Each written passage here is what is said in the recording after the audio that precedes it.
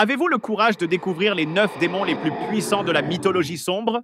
Des secrets choquants et des récits captivants vous attendent. À la 9e place, voici Lilith, la reine des démons. Lilith incarne la nuit et la séduction obscure. Dans la tradition juive, elle est décrite comme le premier esprit rebelle, une figure maudite ayant refusé la soumission. Symbole de liberté et de destruction, elle dirige des légions d'esprits malfaisants, semant chaos et tentation. Dans la culture moderne, elle est devenue une icône de la rébellion féminine. Après le mystère de Lilith, passons à un démon qui promet une sagesse interdite. À la 8e place, nous rencontrons Astaroth, le prince de la paresse. Souvent représenté chevauchant un dragon, Astaroth est le démon du savoir corrompu et de la séduction intellectuelle. Tel un conseiller sombre, il offre des vérités interdites à ceux prêts à sacrifier leur âme. Ses paroles, aussi séduisantes qu'insidieuses, mènent à la ruine. Après les dangers de la connaissance d'Astaroth, découvrons un seigneur de la violence et de l'arrogance. En 7e position se trouve Baal, une ancienne divinité sémitique déchue au rang de démon. Baal est le prince de la guerre et de l'orgueil. Avec ses 3 têtes et sa couronne de flammes, il symbolise la puissance destructrice de la violence et l'arrogance suprême.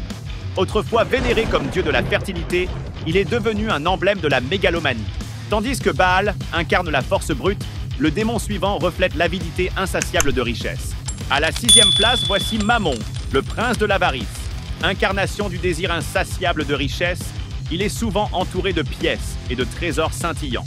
Mammon séduit les hommes avec leur obsession de l'argent, les entraînant inexorablement vers l'abîme de la perdition matérielle. Il symbolise également les inégalités sociales exacerbées par la cupidité. Quittons les promesses empoisonnées de Mammon pour plonger dans les profondeurs de la corruption et de la dépravation. À la 5e place se dresse Bélial, le symbole de la dépravation et de la corruption.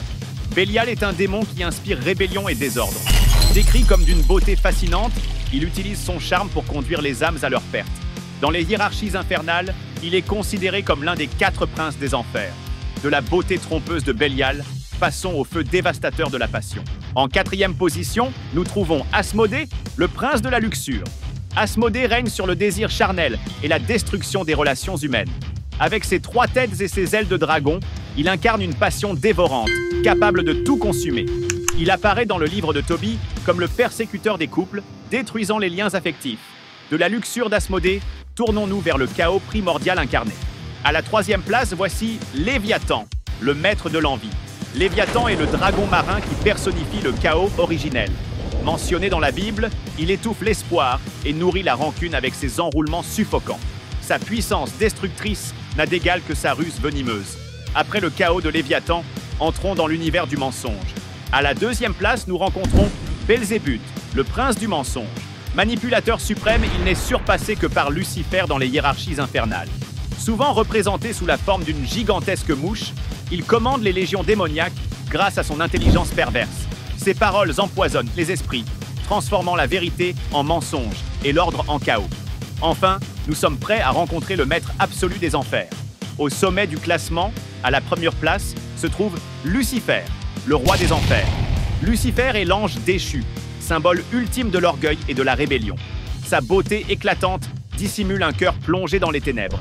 Condamné pour son ambition démesurée, il mène les armées démoniaques avec un charisme incomparable. Promettant la liberté, il sème pourtant une ruine éternelle. Figure complexe et emblématique, Lucifer reste le symbole le plus dangereux de la rébellion dans la culture et la mythologie.